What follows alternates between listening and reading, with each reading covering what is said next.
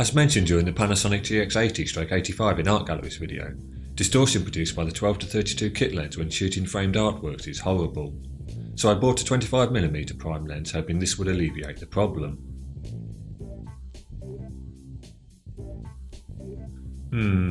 This lens is much bigger than I expected, which is entirely my fault for not taking notice of the dimensions when I ordered it, and has removed any illusion of the GX80 being pocketable, which it just about was with the 12-32 lens.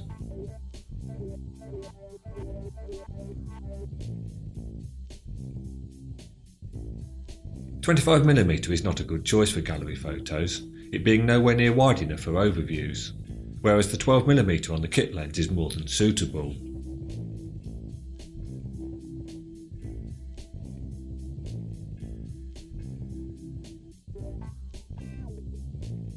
Gallery overviews are important because certain galleries don't title the works, instead listing them in gallery notes, sometimes with a floor plan and sometimes in a list like the Leon Vida exhibition at Whitecube Bermondsey.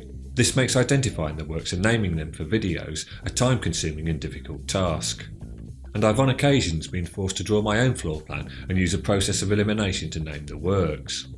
A wide angle allows you to use doors and walls etc. captured in the overview to gain one's orientation and match the works to the gallery notes with greater ease. This minimalist style of exhibiting art grants an uncluttered experience, with no description allowing the viewer to experience the works unprejudiced by others' words. It's rubbish for me, mind.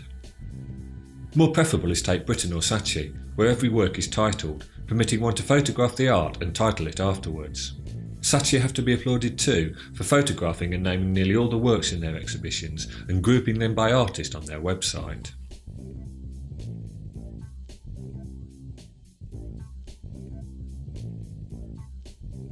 All I seem to do is moan about autofocus. The 25mm lens has the same poor video autofocus as the 12-32 lens, and it also suffers from focus shift while utilising autofocus in still mode. Camera Hoarder's review highlighting the focus shift is linked in this video's description, and I don't wish to take views away from his hard work, so suggest you watch his video for an explanation. My method of ameliorating the focus shift is to select the aperture priority mode and take a meter reading. Next, select the camera's manual mode and then focus manually on the artwork. To understand why, you'll need to watch Camera Hoarder's review. The 25mm possesses a focus ring, essential on the GX80.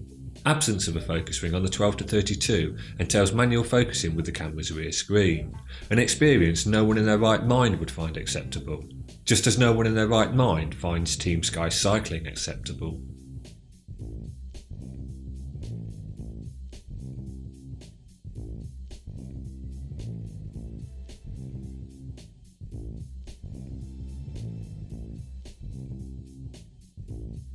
Does the 25mm handle distortion better than the 12-32?